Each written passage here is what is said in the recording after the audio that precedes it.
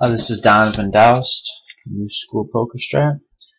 I just wanted to talk today a little bit about creating good lines based on your opponent's mistake propensity and your relative hand value. So some of the things that we're going to get into are trying to kind of figure out what types of mistakes our opponent's most likely to make and how we can capitalize on them. So this is how we frame our hand. You know, does my opponent call too much? Does my opponent raise and bluff too much? Does he, fold too much, raise too much, or call too much, or mainly what you're going to be talking about with mistake propensities. And the main aim of getting your head around this concept is that you're just going to stop being completely lost in hands. I think it's going to substantially improve your, not only your hand reading ability, but your return on investment just in general, straight up and down. I know it did for me. Like, this is really when I got my head around this concept. It's when everything sort of snapped into focus and my game really took off again, in the post-boom era. So we're talking about creating good lines based on our opponent's mistakes and our relative hand value.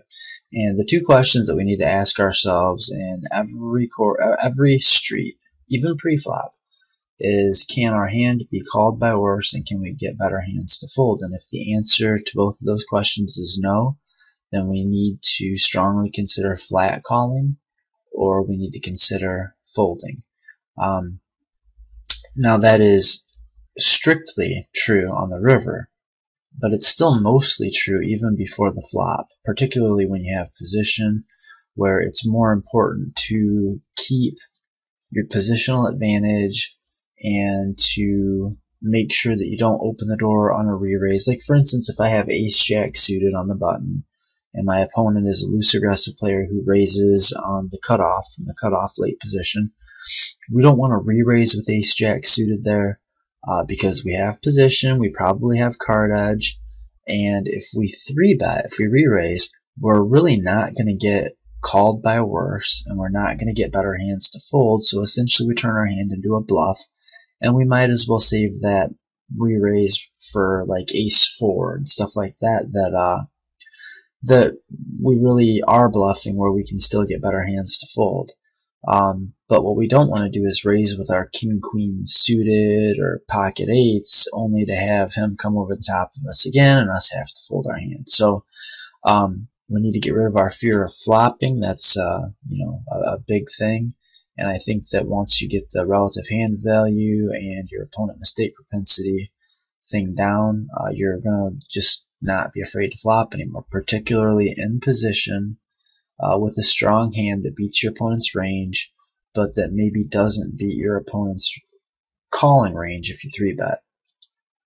Okay, so the opponent mistake propensities, you're going to have your loose passives, your tight players, your aggressive players, your good tags, your good lags, and your unknowns. Really what we're interested in more than anything is what types of mistakes are they going to be making.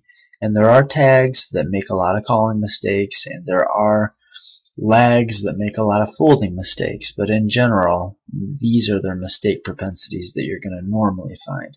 Against the unknown opponent, we just have to really quickly stereotype that player, I think, but be flexible when you choose to do so, and be willing to reevaluate as new information becomes available. We can pretty much just look at our opponent's mistakes as our opponent either makes a lot of calling mistakes, folding mistakes, or betting mistakes. Betting or raising. Aggressive mistakes, tight mistakes, or loose mistakes. That's the information you need in order to make good plus EV lines, particularly after the flop.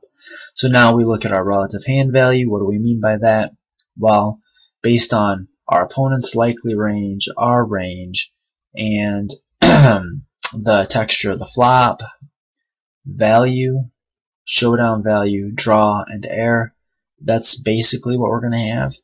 And I mean, it's a real easy game when you break it down like this. Value, air, showdown, draw. And you only ever have 3 options. You can aggress, you can fold, or you can comply. You can check or call, or you can bet or raise, or you can fold. Only 3 options ever, and you've only ever got one of 4 types of hands. Now you can get a little more detailed sometimes. Sometimes you have to. Sometimes you're able to. But generally everything is a value hand just means I can bet and get called by worse. Showdown value only means I might have the best hand, but I cannot likely get called by worse. With these hands, at best, you're going to bluff catch with them. Like you might have middle pair no kicker against a maniac and check back the flop to let him bluff, and you might call him down, but you know that you're not going to be able to bet and be called by worse. A draw, obviously, is an unmade hand that has outs. Your draws are going to depend on your opponent's mistake propensity. If your opponent folds a lot, you're going to be betting and raising with your draws. If your opponent does not fold a lot, then you really only should be betting your really big high equity draws. And a lot of that's going to come, a lot of the draw dynamics are going to really depend on stack depth, and we're not going to get into that too much here. Air, okay, so like if I'm against an opponent with a mistake propensity that he just doesn't have a fold button, he calls all the time, and I have air, well, then I lose the pot, and there's not much I can do about it. Trying to is just fighting City Hall. It's just an uphill battle. But on the flip side of that, these same players that can't fold, well, now some of your thin value hands become pure value, and some of your showdown value hands become thin value, and slim showdown value.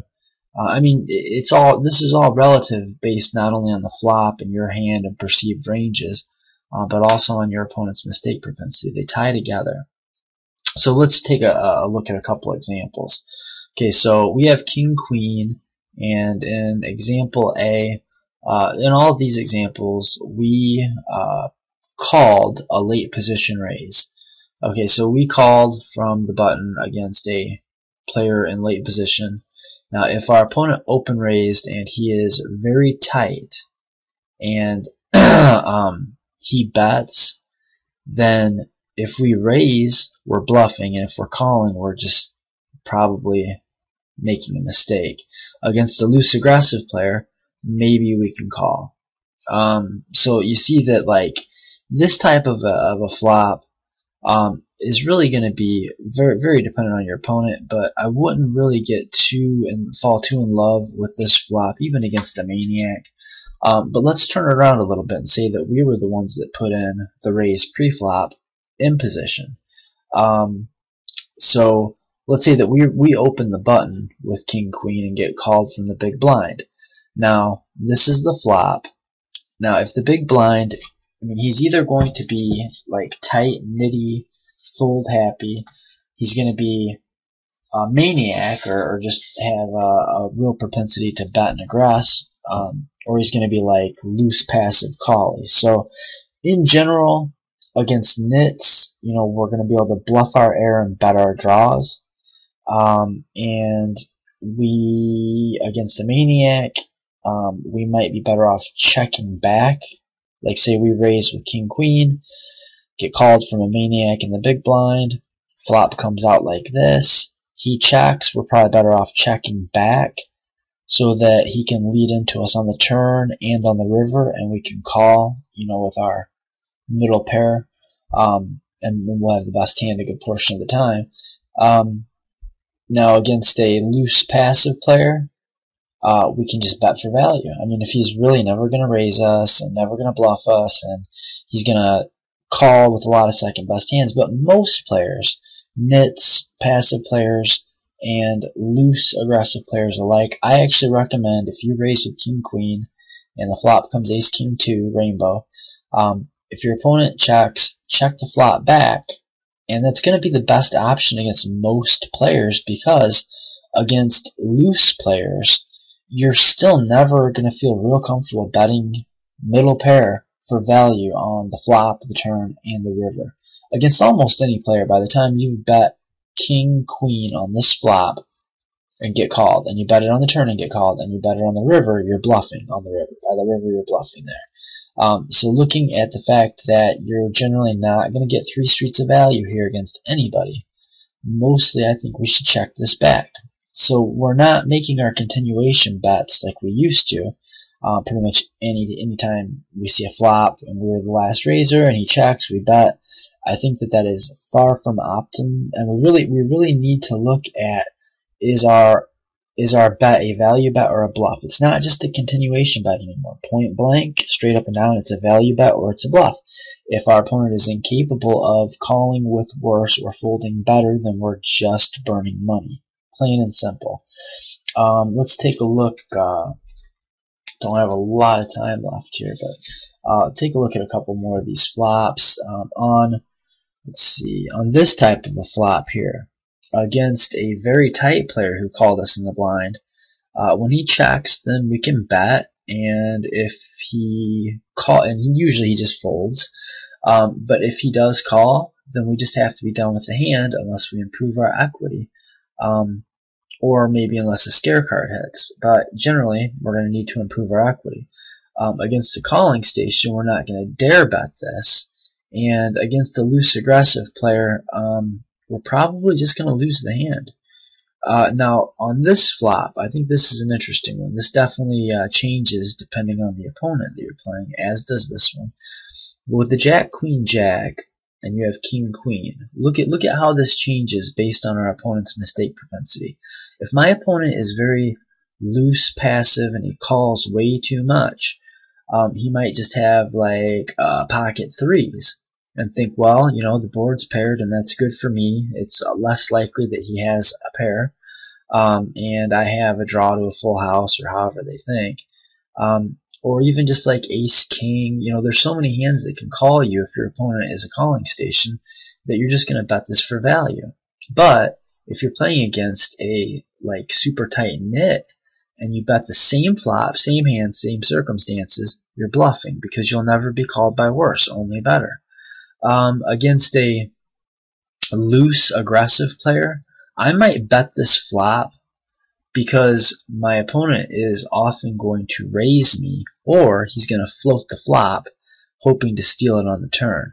But if you take that action against a very loose, aggressive, maniacal player, you have to be willing to call the raise or call the subsequent bets unless something bad happens, like an ace comes or something. But if you're not willing to take that course of action, then you should not be betting this flop against a maniac. You should be checking it back, and that way he can barrel his air and you can just call his bluffs on the turn and the river. And every once in a while he's going to get there, but on balance, anything you do is going to be risky. You might think, well, I want to bet this, I don't want to give ace X free cards. You know, but you also don't want to get stacked by Jack X. So there's always going to be a plus and minus to every play, unless it's something completely ludicrous. And if we take a look at this flop, also very opponent dependent.